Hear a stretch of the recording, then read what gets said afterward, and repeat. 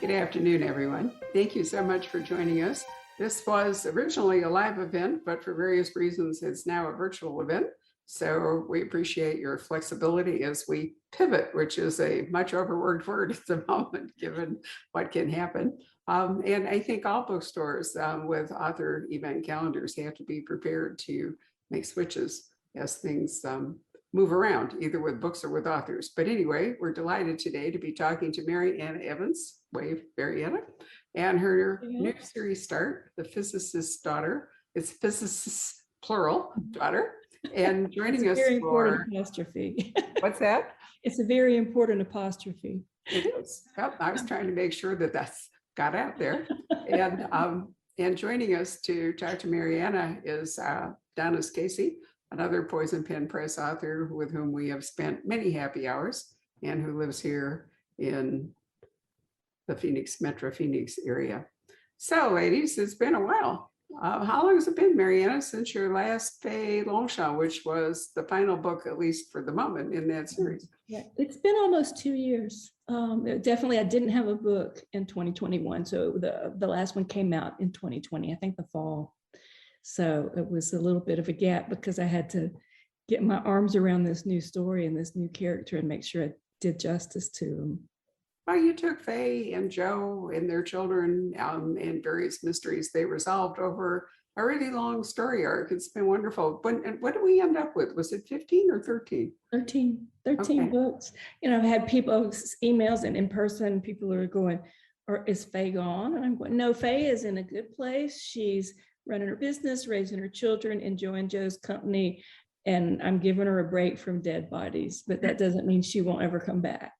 Well, I'm sure we're all happy to hear that, because one of the joys of reading the books was moving around to different parts of the country and unearthing different histories of different parts of the country, which I have to say, as Mary Anna's editor for that series, was really enlightening to me. How about you, Donis? Did you learn a lot when we read those books?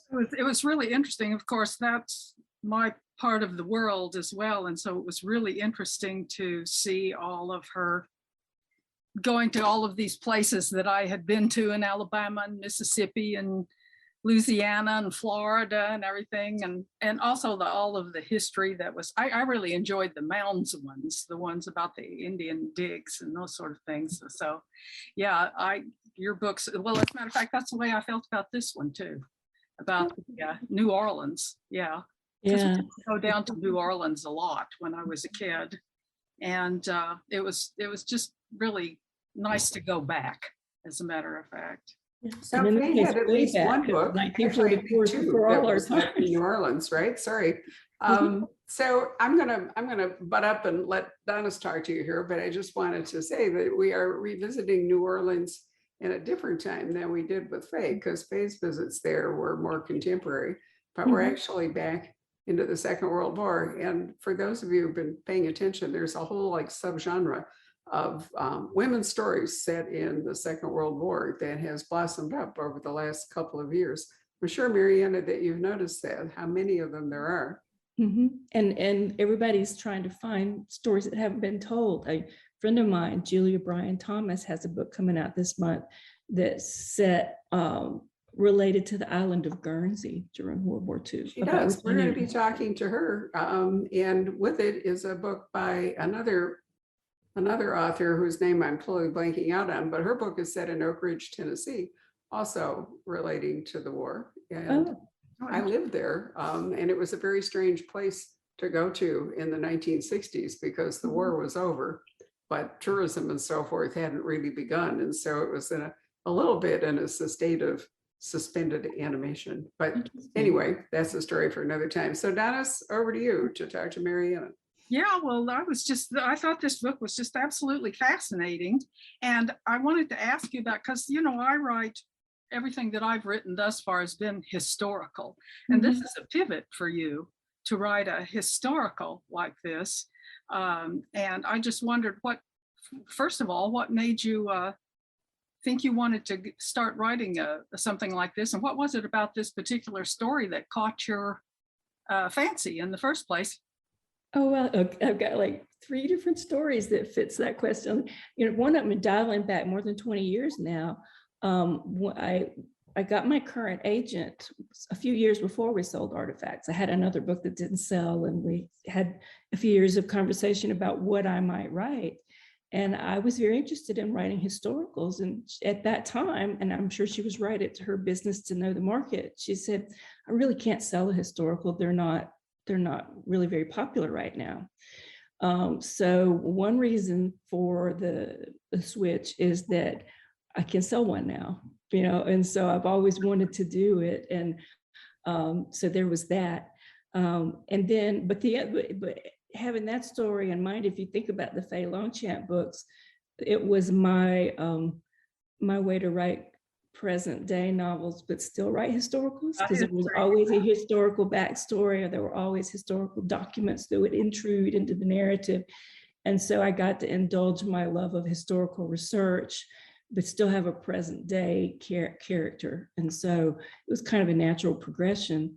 And then the third story that answers your question is sometimes the story just presents itself to you. And so I was in New Orleans for BoucherCon several years ago, and my sister met me there, and she wanted to go to the World War II Museum. And I thought, that sounds really depressing. I don't really think I want to do that. But we went, and it was a really good museum. I'm not going to say it wasn't depressing, because I cried till my neck was wet. I mean, it's it should be emotionally difficult, and then, the sucker punch is that they have the things narrated by Tom Hanks. So when Tom Hanks starts telling you about the war, the spigots come on, so I wept the whole time, but I was fascinated. I was asking myself and everybody around me, why is this here? I don't associate New Orleans with World War II. Why is it here? And as it turned out, that's where the boats were, the factories were that built the boats for D-Day and a lot of other things. But the very, the Higgins boats, the very characteristic boats we've all seen in photographs since 1944, with the gangways that went down so that they could come ashore on the beaches, were built there because there was a man with 75 employees who built boats for bayous in the 1930s. And he saw all this coming. And even before the war, he was trying to sell the US government on these boats. And he was right. And so by 1944, he had like 25,000 employees, went from 75 employees to this huge, so that was fascinating to me. And then when I learned that this was the first employer in New Orleans to pay women and Black people the same salary that they paid white men, I go, oh, well, there's a story there, and it really ties into all of my interests. And so that's when, and then I started doing research and found out about the secret project that's at the heart of the story. But the trip to New Orleans was the original genesis. Well, now your background is engineering anyway, and you said your sister is a physicist, or she's a chemist. A chemist. She's a PhD in organic chemistry. So I was really interested in the research on her physicist background, because both her parents are physicists. Her physicist background helps her figure out what they're actually doing. Yes. Yeah. It's sort of like her secret power, we actually teach story structure, and my day job is teaching writing at the University of Oklahoma, fiction writing. And we talk about what is it about a character that from the beginning of the book that this is who they are. And then at the end of the book, it's what resolved everything. And some people call that the Q factor because of Q and the James Bond stories. So Q hands you an exploding pen at the beginning of the book, and you have to use it by the end. So her secret weapon, her Q factor, was always going to be that she knew things that nobody expected a woman to know in 1944, because her parents were physicists and they had taught it to her.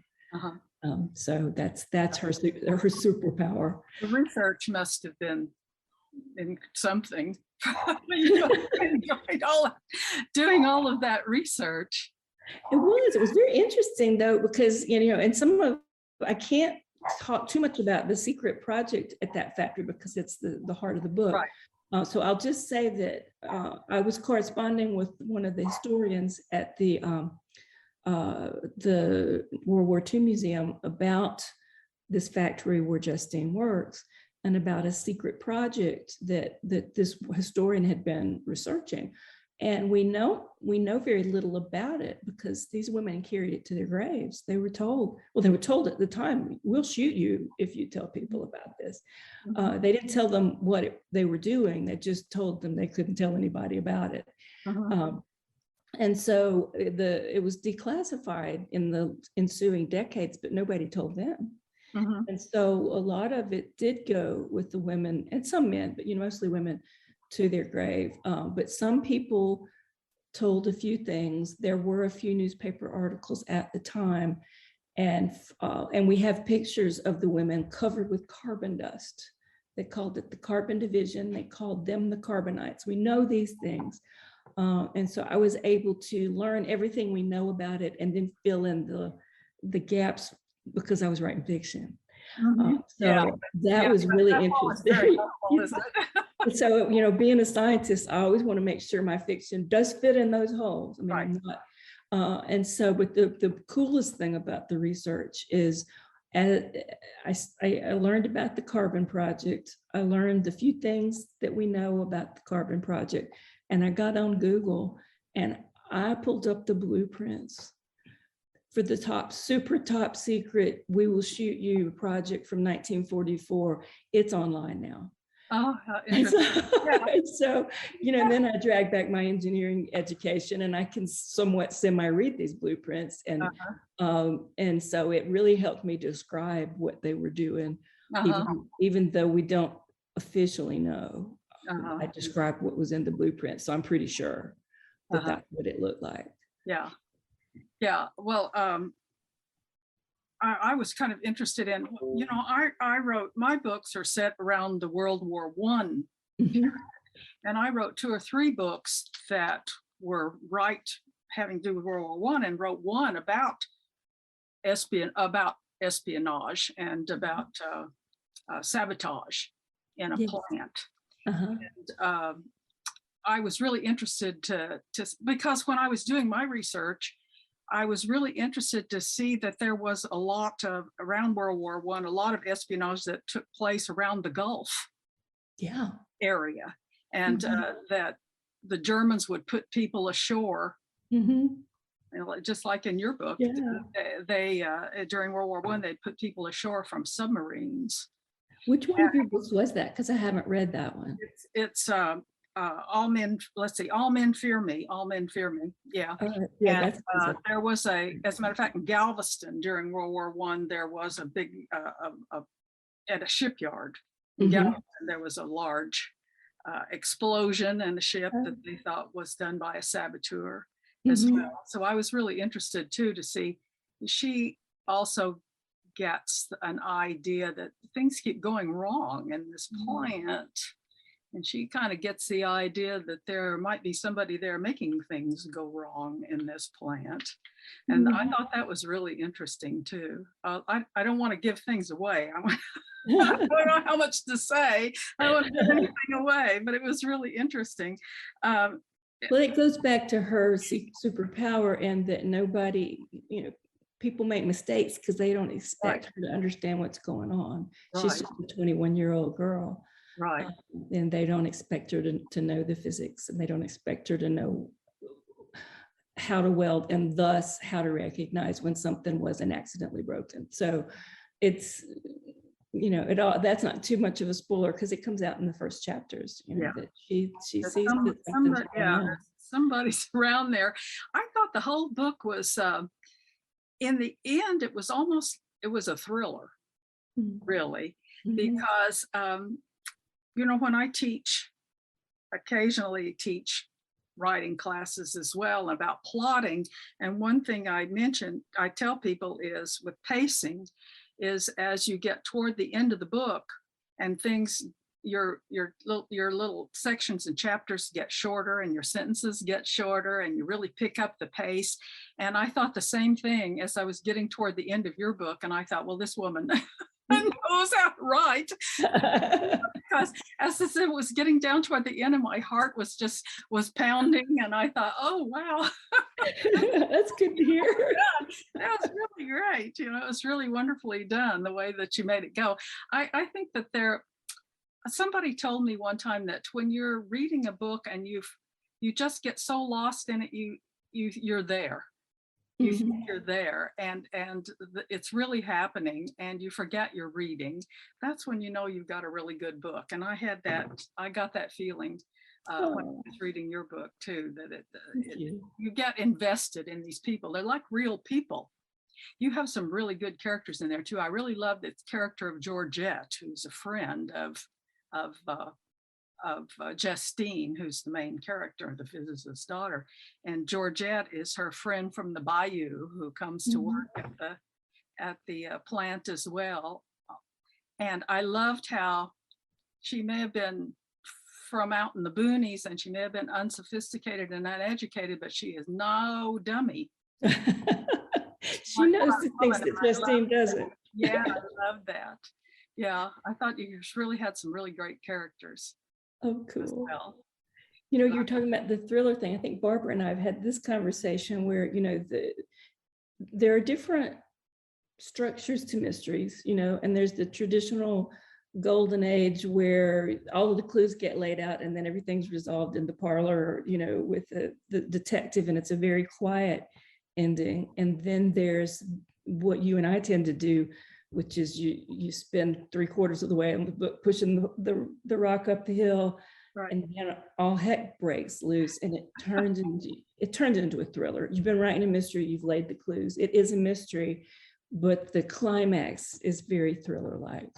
Yeah, and that's my natural way to tell a story. I find the more books that I write, the more thriller-like my plots become.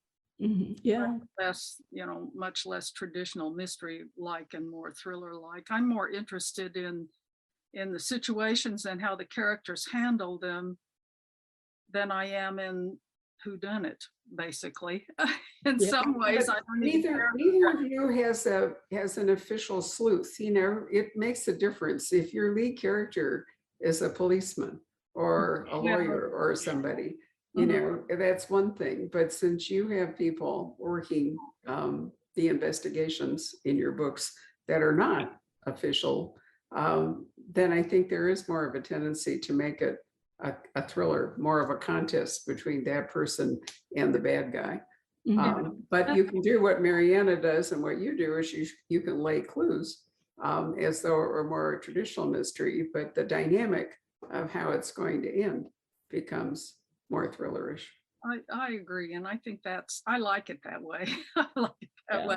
Sure you do, because it's character-driven. Like a police procedural, though, that's what the reader wants. They want that procedure.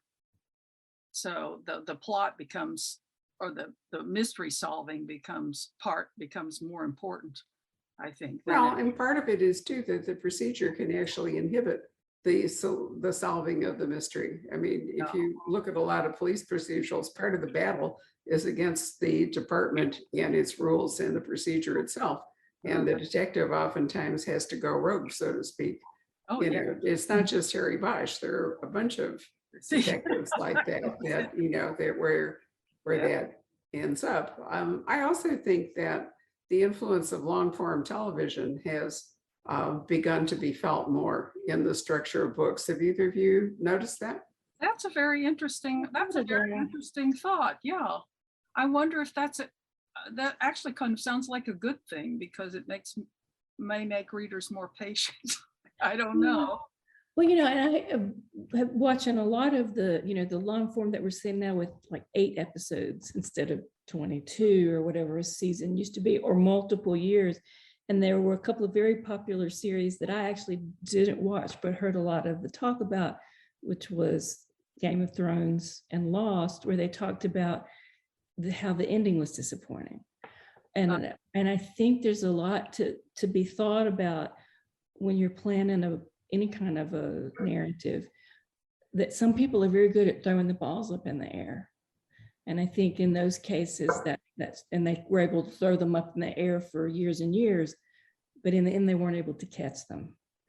And so that's why I really urge my students to plan, to know what the secret power of their protagonist is that's going to enable them to land the plane, at the end.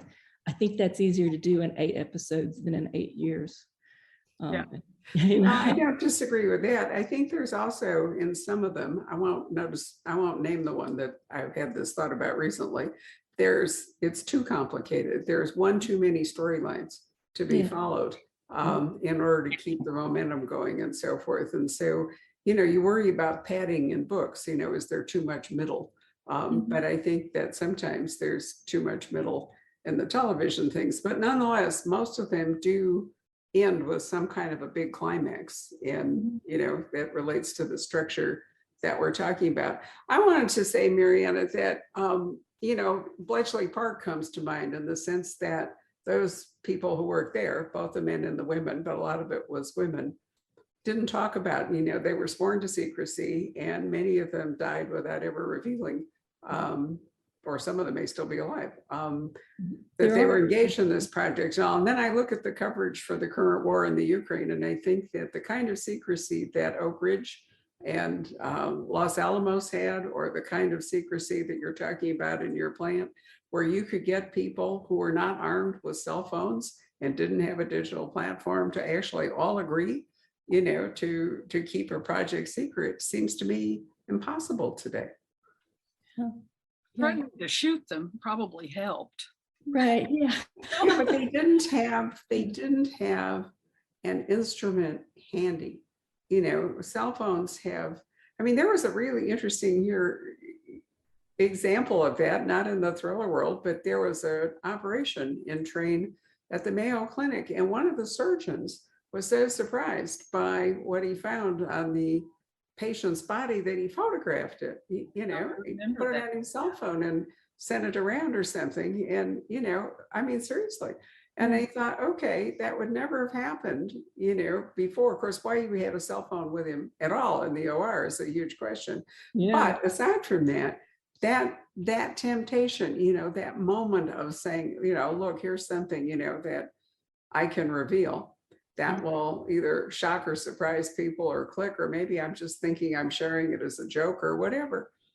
It's like teenagers who do all this stupid stuff with their phones, I think cell phones have enabled human behavior in a way that is so different from what you're writing about, Mariana, in 1944, when people, really did believe that the punishment would be, there would be consequences, which we don't seem to find anymore, and that it was important that they keep the work secret. And there's definitely the consequences, but then there was also the, I don't know how we could recreate it now, and I would sure hate to recreate it with a war, but at that time there was the feeling that we're all in this together and we can't let this out because 10,000 men might die if the locations of those ships get out, so there were immediate consequences that you'd carry for the rest of your life if you were the one that caused those ships to go down. But I think these days the technology might tempt people to blab before they thought, and so the world moved slower back then, and you didn't have the chance to, loose lips sink ships. You didn't have the chance for your lips to be loose before you thought about the consequences. Well, and you couldn't see as far either. Drones have made a really big difference. Look at the Turkish drones presently deployed in the Ukraine. If they'd flown a drone over your plant or your boats or whatever, that would have been an entirely different thing. So, and satellites I think that this is one reason driving this whole World War II thing was sort of my long, soft approach to the idea, that I think that in a way there's this kind of nostalgia, for a time when people did behave the way you're describing it, or when war was clearer. Ken Follett, I'll never forget, somebody asked him at Thriller Fest some years ago, and I had gone actually in part to meet Ken Follett because I'd always wanted to. And somebody asked him why people wrote so often about World War II. And his answer was, it's the only war in history where it was clear which side was which. There was a good side, there was a bad side. And, World War I, Donis, is a complete disaster. Everybody was a fuck up essentially. Yeah. And, so it's hard to take any kind of a side. But, yeah, and so I think this Hitler's the one absolute word morass short. of World War II stories is a Yeah. combination of, various factors. Yeah. Sorry, Marianne, I talked over you. What? Oh, no, that's okay. I was just saying Hitler is, the one word for evil. So that alone, plus concentration camps, plus all the things that make, but then, when you get into writing about it, there is still nuance, because I'm writing about the physicists, and we'll be moving into, a lot of different things physicists and mathematicians did during the war, but one of them is the atomic bomb, and a lot of people died. A lot of civilians died. And so there's, even World War II isn't completely black and white. Well, it's just easier to portray it that way. Well, before, of course, the war went on for 2 or 3 years before the Americans got into it, and the Americans there was a lot of people that didn't want to get into the war. Right. You know that we got into the war because Germany declared war on America, not the other way around. Right. Yeah. That point has been reinforced lately, that we didn't, we went to war with Japan, with Pearl Harbor, but Hitler decided that he would make a preemptive move and declare war on us before we declared war on him. So you're right, there was very reluctance to involve ourselves. At that point, we were protected by 2 oceans, although we just discovered that the Pacific actually wasn't helping us out.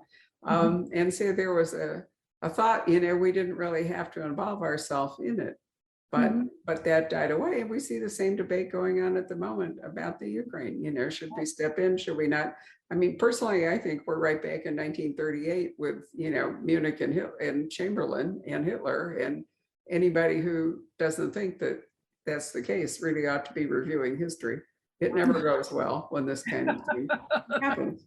But the other factor that I'm wondering about too with this enormous subgenre of women's stories about World War II is this part of finding women's voices. So much of war history is written by men, and it's about men. It's about fighting men. I think about Alistair MacLean and The Guns of Navarone, which is a great World War II novel and so forth. And all of a sudden, what we're finding out is there are all these stories about women who are librarians, women. There's a new book coming out set in the Civil War, I noticed. It's about 2 women who were seamstresses, and they did some kind of I don't remember if it was a spy thing with their sewing. I know there's a Spanish woman who wrote a really good book about a dressmaker who sent messages to the Allies, because she was in neutral Portugal, with her dress patterns. She incorporated the information into the dress patterns so nobody would notice it. Yeah, that's and we've got land girls, we've got librarians, we've got whatever, and those stories have not been told as much. So do you think that that's part of it? Did that draw you to The Physicist's Daughter because it was so many women? Oh, absolutely. I was trying to think, I have written short stories with male points of view, so it's not like I only write from a female point of view, but it is, I do feel like it's sort of my beat, it's writing strong, capable women. And the interesting thing, as I've gotten into World War II, and also, I'm nearly finished with the second in the series, and it's even that one, it's become even more evident to me what a unique period in time for American women 1941 through 1944 was, because the men were gone. So when you look at the Pentagon, which was built in those years, you have to think a lot of women worked on it. So when and when you think about the airplanes and the ships and all of the war machines that fought the war, you have to presume that a large percentage of the work was done by women. And women at that time couldn't have a bank account. I had to finesse what Justine did with her money because I actually wasn't sure and couldn't find out.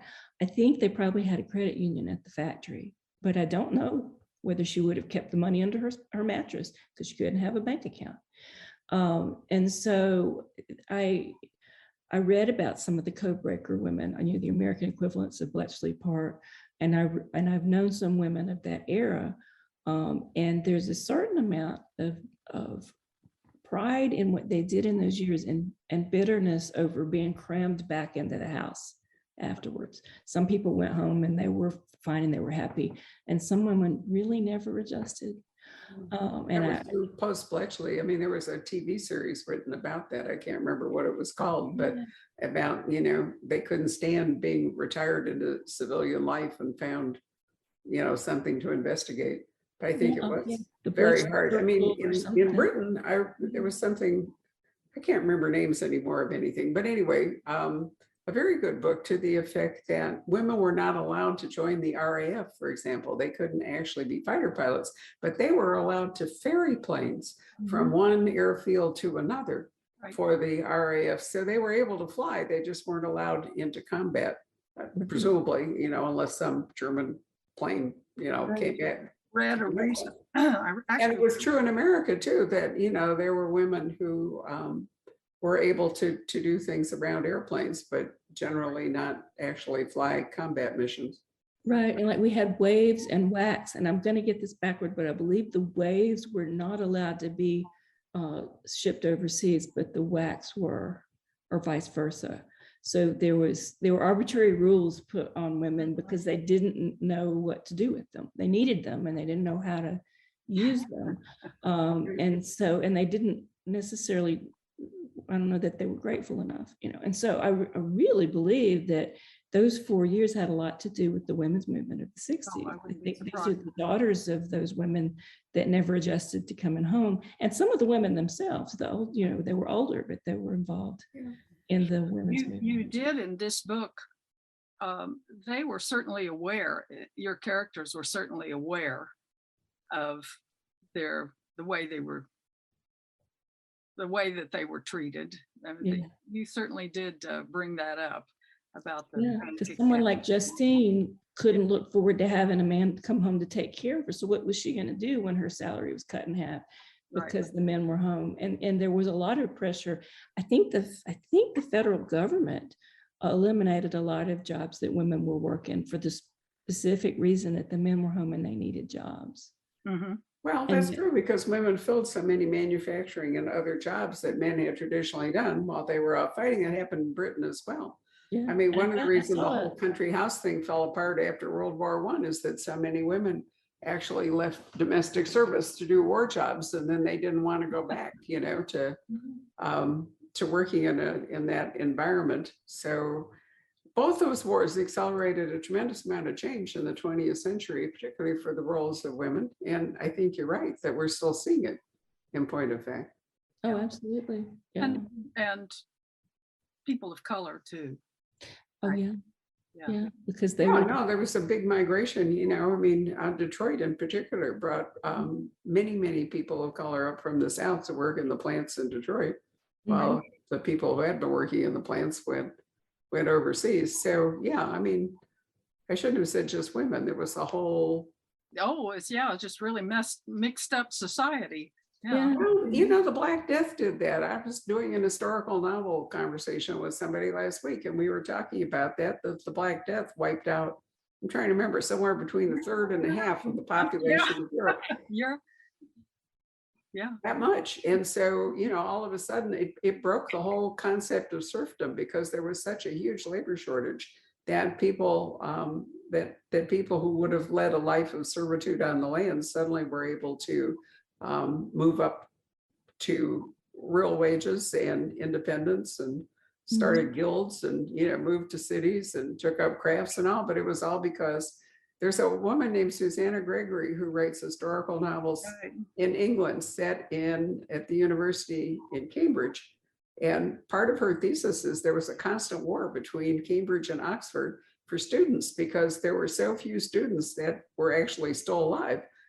That neither university had enough money to keep its faculty going. And so they did like raids on each other. I'm serious. I mean, well, you've both been in academia, so you can imagine if the student body suddenly plunged, what would happen to your jobs, to the jobs of the faculty.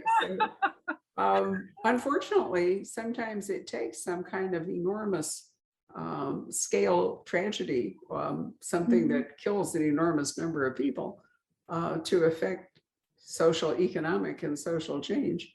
It's not that, it's fine for the survivors. It's really very bad for the people who don't survive it. Yeah. And we're seeing something like that happening right now in the Ukraine. I mean, what's going to come out of all this? I don't know. It's awful. I've had the same thought about the pandemic. Yeah, too. That's sort of created that's sort of created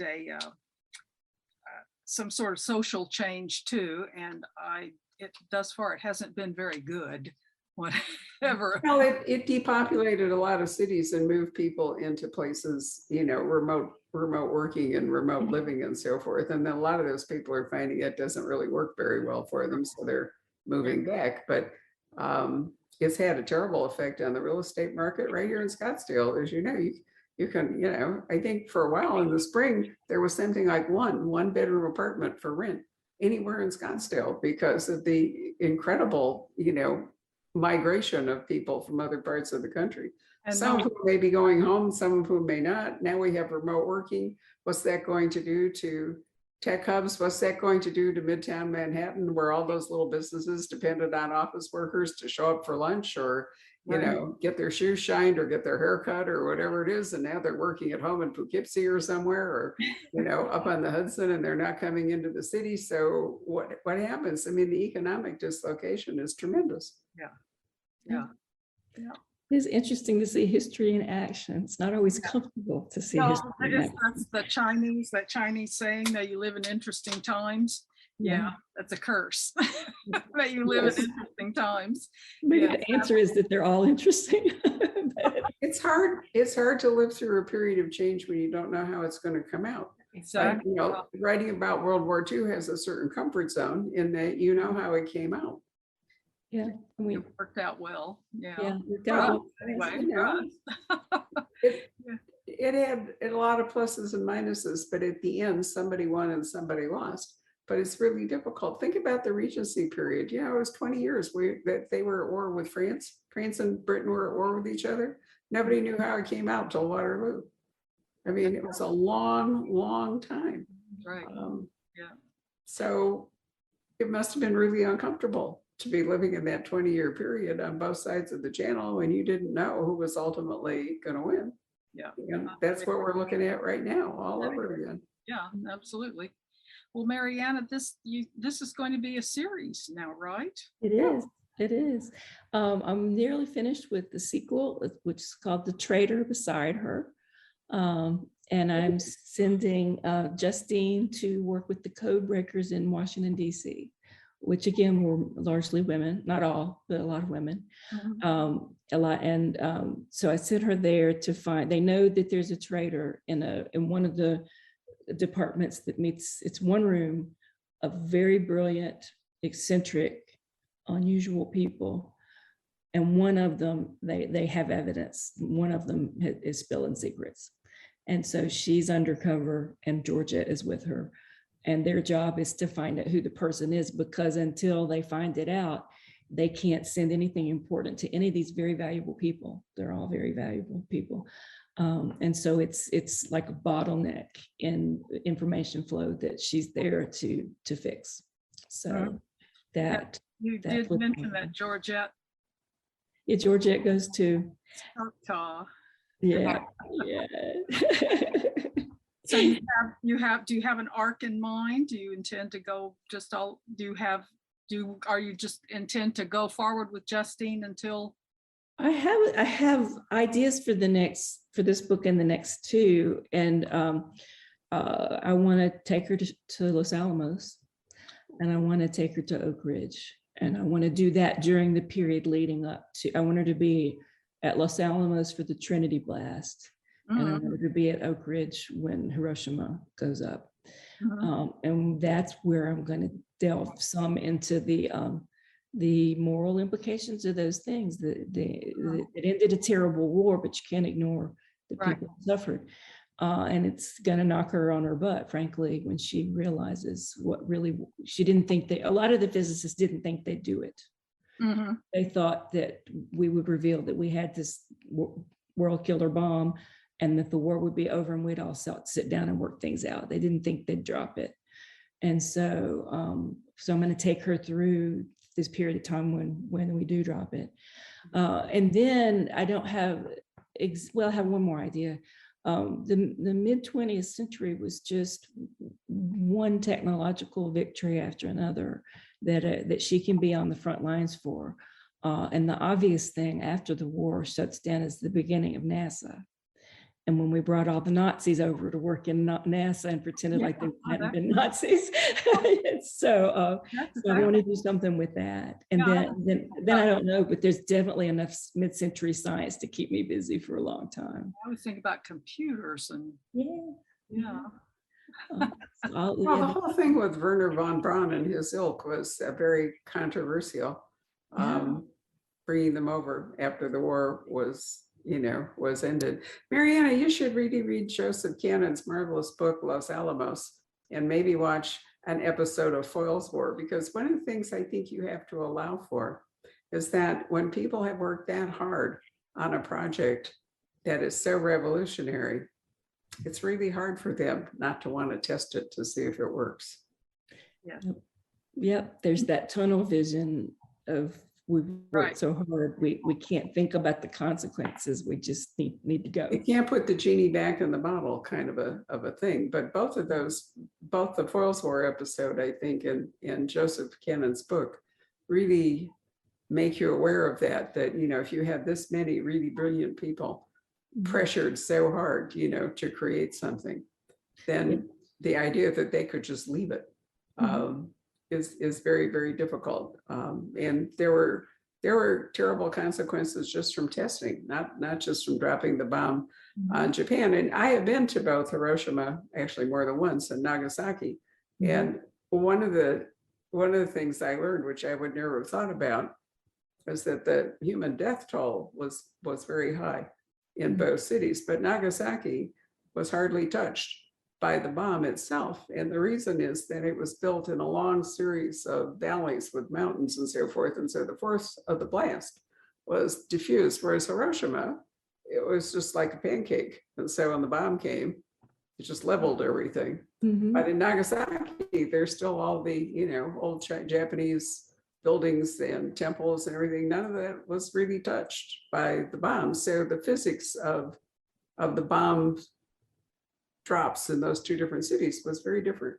I never would have thought about it until I'd actually gone there. And then I said, why are all these structures still here in Nagasaki? And then they explained to me the basic physics of what happened, which I just assumed it obliterated both cities, but it hasn't.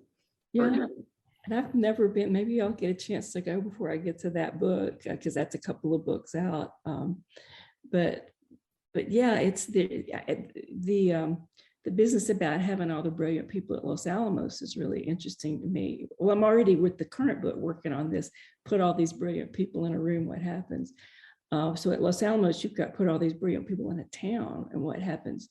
And I've started doing the reading for that book, and they pointed out that all these brilliant people brought their brilliant children with them. They lived there. And when they started to arrive, there wasn't even a school yet. And so they had to have people to entertain the kids until they got the school built. And then the kids would be sent off, and they did their 1940s feral children thing where they're out in the desert building stuff out of the scraps of things from their father's laboratories, and putting together a broken searchlight and doing Morse code at planes flying over until they get caught, stuff like that. You turn a bunch of kids with genius IQs loose while their dads are very distracted, and it's interesting. And so I don't know, they've changed my titles, so I don't know if I'm going to keep it, but I think of that book as being called The Physicists' Children. That's very interesting. You need to go see Los Alamos, because the things that were so difficult in part for both locations, which are wildly different, because I've lived in both places myself, is that Los Alamos is all on the top of a whole bunch of canyons. It is high desert. but and that was why the fire there was so terrible some years back. But it was possible to make it. I mean, it was so remote, and people didn't visit. The nearest thing to it was Indian ruins and so forth at one of the Anasazi cliff dwelling things. But anyway, it was possible to really make Los Alamos cut off. Oak Ridge was in the middle of a place, but because of the geography around it, they were able to surround it kind of like a circle. It was all a continual landscape, but it was basically enclosed like a bowl. And they were able to, when I went there in 1963, was it? 65, they still had the guard gates up at the at the entrances to it. But Los Alamos is completely different. You had a series of plateau, mesas cut by canyons, and so a very, very different structure to it. So if you're going to write those books, you really ought to go look at them. Oh, and I can drive to Los Alamos from here, not easily, but I can, and I will, and I'll get to Oak Ridge, but I've already, I can't, again, this is something I can't tell why, but I've been reading the WPA guides to New Mexico and Tennessee related to those two sites that were made in the 1930s. So it gives me a sense of what was there before the war. And Los Alamos is only mentioned once in the New Mexico guide, and it's in relationship to like a boys' school that was near there. And so it was almost absent from the record prior to World War II, which is another reason besides the geography they were able to hide it. Oak Ridge is not mentioned at all in the Tennessee WPA guide. So it's largely an artificial community. Right. And the really weird thing, which I can tell you firsthand, is that in order to build it, they used identical blueprints for identical housing. So if you're in Oak Ridge and you're used to it, and then you see it translated to the high desert in New Mexico, but it all looks exactly the same, it's very disconcerting. So I'll toss that in there as something you can't. I got to get on a road trip. Yeah, I mean, they have like 3 housing plans. You could have house A, B, or C, whatever. But it really, and to some degree, they have adapted, maybe more in Los Alamos still. People kept that basic design, but they have upgraded it. Although a lot of it may be gone now, but it wasn't then. Anyway, Donis, tell us what you're working on before we sign up. I've been working, I was working on another Alifair book, but I think that may be a while in coming, and I'm still doing a little bit of work on a book that features on a 1920 a book that's set in the 1920s in Hollywood that features Dashiell Hammett. It's another Bianca book. So and that's tremendous fun. Those are tremendously fun books to do. Yeah, I just read Valentino. It's a cheerful book. Yeah, so that's nice. I needed something cheerful to do. Isn't it fascinating, Mariana, when you start doing this research, what you come up with, and you're talking about the children, and I thought, that's just the kind of thing when you're doing the research, you come up with all these fabulous story ideas. That's just laying there. And I've told that story to 2 different people who told me they knew one of those children. Oh, so they're still around because they were born in the 1930s. So they would be my parents' age. Yeah. So yeah, they're still around, and so I may be able to run down some actual children from Los Alamos to talk to. We'll find that'll to be continued. I'll have to let you know that.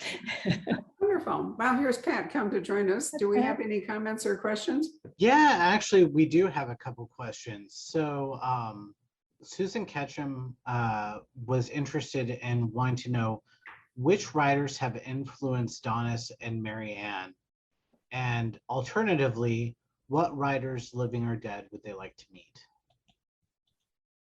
Ooh, wow. To meet, I have met many of my heroes, tell you the truth. Owen and Laurie King, and that's because you live near a good bookstore, Donis. Yes, I do. That's exactly right. That's exactly right, because I live so close to the place where everyone comes. Mhm. and I can meet and see all of these people. But actually, Ellis Peters influenced me quite a bit, especially as far as story plotting and the way that she plotted. So Ellis Peters influenced me quite a bit, and a lot of, there's a historical novelist named Pauline Gedge who influenced me quite a bit too, putting you into a place and letting you live there. That really influenced the way I want to write. So I'm trying to think, as far as someone to meet and someone that has been an influence.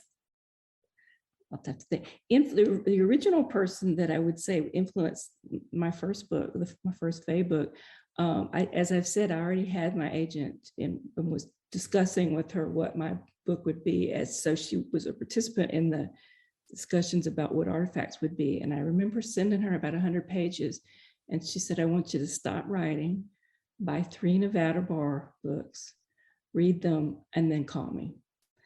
And so as soon as I read them, I saw where she was going with it, because there was the concern for the environment, there was the wonderful scenery there, and there was the mystery / thriller structure, where you've got all the clues laid out and everything, and then you get to the point where the protagonist figures it out, and then it's a race to the death, and so I called her and I said, yeah, I see what you're talking about. And so I dissected those books and figured out what page she solved the mystery, so that what page she met the antagonist, and all the different, so that I could get my brain around how to structure my books. So the way I did with Ellis Peters too, I did the same thing, dissected. And the thing that I really liked about her that I wanted to do was the moral ambiguity. I liked that the bad guys weren't all that bad and the good guys weren't all that good. Yeah, I like that. And then as I wrote, a couple of other people, Tony Hillerman is an obvious influence for anybody that writes the things that I did with Faye, with the Native American influence, and living in the modern world. And then I've always just enjoyed the beautiful prose of James Lee Burke. And he's also from the South, and so there's a bit of that too. So I would say that those are the currently living authors that have influenced me.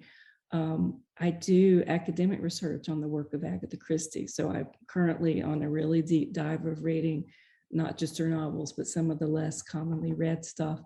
And from that, I have learned, she does not generally use that structure of the big thriller at the ending. So I don't do that, but I have really appreciated her control of information and the way she lays her clues. Yes. And so I've picked up some of the fine points of how to communicate the information the reader needs to know without giving away the show from reading Agatha Christie. So Mariana would have you read Track of the Cat, which is the first Anna Pigeon book by Nevada Barr. Absolutely. And The Neon Rain, which is James Lee Burke and a Dave Robichaux book. What was the third, the other author you mentioned? Tony Hillerman. Oh, right, Tony Hillerman. And in fact, not only should you read The Blessing Way, but The Dark Wind is going to appear a week from tomorrow, June 12th, on A&E, I think it is, but it's a new look at the Joe Lee Porn and Jim Shee, and now Bernie Manuelito, because Tony's daughter is writing them. So those are the places to start with all that. Donis, did you meet Ellis Peters on her 2 visits to the bookstore? I did not, no. I'm so sorry. But no, I'm sadly, I did not. So she wrote wonderful books as Edith Pargeter, and then she wrote the Brother Cadfael Mysteries, which is what she's probably better known for today as Ellis Peters. Actually, I started out with the Pargeter books because Yeah, I love the Pargeter books. I thought they were great. And she also wrote an historical trilogy. What was it called? The Heaven Tree trilogy, which was neither Brother Cadfael or the Pargeters that I could get hold of, because I love a good historical, and I read them all. And when I was finished, I was so disappointed. And that's when I started researching to see if there were any in England that I could get hold of or something. And I just discovered the Brother Cadfael books just by accident. And They were really influential in a huge wave of historical mystery that took off in the 1990s. And then, as you both pointed out, it died away in the early aughts, and now it's made a resurgence. But that's what happens with different kinds of genres, that they surge up and everybody gets interested, and then it gets overloaded and everybody goes, oh, that's so boring, not another one of those. And then it goes on and on. PK, something else? Yeah, actually, local writer Diane Freeman is a fan of your Bianca series, Donis. And so she wants to know, when are we expecting the latest in the Bianca series? And me, I'm a fan of your Bianca series as well. Maybe you can give us a little bit of detail on who Bianca is and why other people should read her. Oh, Bianca is, yes, the Bianca series is kind of a spin-off of my Alifair Tucker series. The Alifair Tucker books are set in the 19-teens in Oklahoma, but the Bianca is Alifair's daughter, who runs away from home and goes to Hollywood and becomes a silent movie star, and does a series of silent movies called The Adventures of Bianca Dangereuse. And so they're set in 1920s in Hollywood, and they're tremendous fun to do. And I always try to have old silent screen movie stars included in the books too, who are part of the books. Like the last one that I did had to do with her friendship with Rudolph Valentino and his mysterious death. And that one came out last year. Well, yeah, early last year. And the one I'm working on now is Dashiell Hammett. She admires his Continental Op character. This is before any of his books. So she is passing through San Francisco and asks him to come down, and she wants to get the rights to his Continental Op character to make movies. And he comes down to her place in Hollywood, in Beverly Hills, and gets a whole bunch of ideas for some books, including Maltese Falcon and The Red Tide. And it was huge fun to write, because I read every one of Dashiell Hammett's books, and I can hear their voices in my head when I write these things. And they're just huge fun. And that's the Dashiell Hammett one. I don't know when it's going to come out. I'm hoping sometime in the near future. So what year will that one be set in? Is it still in the 20s? 1927. 1927. We're right on the cusp of sound, of talking. Okay, yeah, because one thing when you talk about the sound of their voices, that's still a little bit early for you to have known people from then. But when I'm writing in the 40s and even in the 30s, I hear the voices of my elderly aunts and uncles. Well, that's the way my Alifairs are, because that's the Alifair's children are the same age as my grandparents. Okay, yeah, there you go. So I certainly can hear them, and as a matter of fact, you can hear them in my voice even.